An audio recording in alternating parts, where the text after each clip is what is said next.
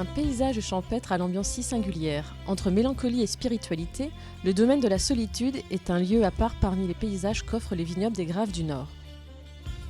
Le monastère de la Sainte Famille, en lisière de la propriété, habite ce terroir. Mais depuis 1993, c'est le domaine de Chevalier qui en administre les terres. Et pour faire découvrir à un plus grand nombre ce mariage entre la vigne et l'histoire, une idée est née, celle des déjeuners du maître de chai.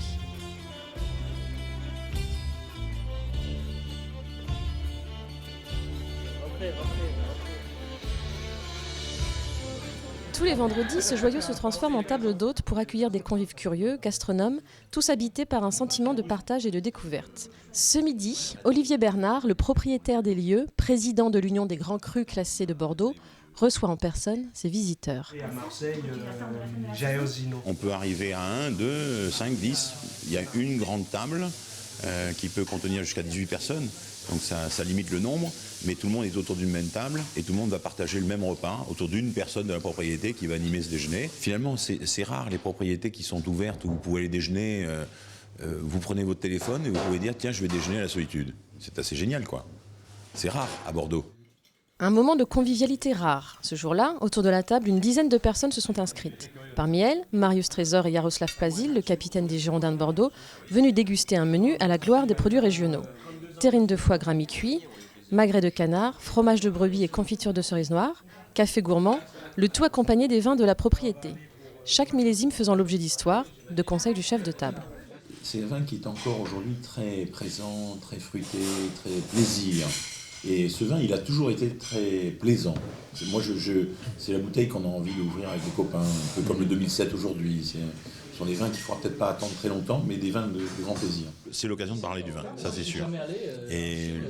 Mais sans aller trop loin non plus. Voilà, on doit parler un peu de la propriété, ça on va en parler plutôt à l'apéro. Et puis ça dépend un peu des questions. S'il y a des gens qui veulent poser des questions sur le vin, on va y répondre. Sinon, on va passer un bon moment de convivialité. Et puis pendant le repas, effectivement, on va passer quelques minutes pour parler des vins qu'on va présenter. Voilà. Mais c'est pas non plus, ça ne doit pas devenir un déjeuner technique. Ça ne doit pas devenir. Il y a d'autres moments pour ça. Dans cette ambiance intime, au milieu des rires et des échanges, les convives sont sous le charme. Pour moins de 40 €, ils se sont offerts un moment unique. Très belle opération pour découvrir la propriété et ses propriétaires et se sentir vraiment comme à la maison, dans un lieu vraiment chaleureux. c'est extraordinaire. Hein. On a discuté un peu avec le propriétaire sur ce vendredi, la façon dont ça se passe. C'est formidable pour découvrir la propriété et en même temps, autour d'une table, c'est en toute convivialité. Moi personnellement, j'en ferai très souvent comme ça.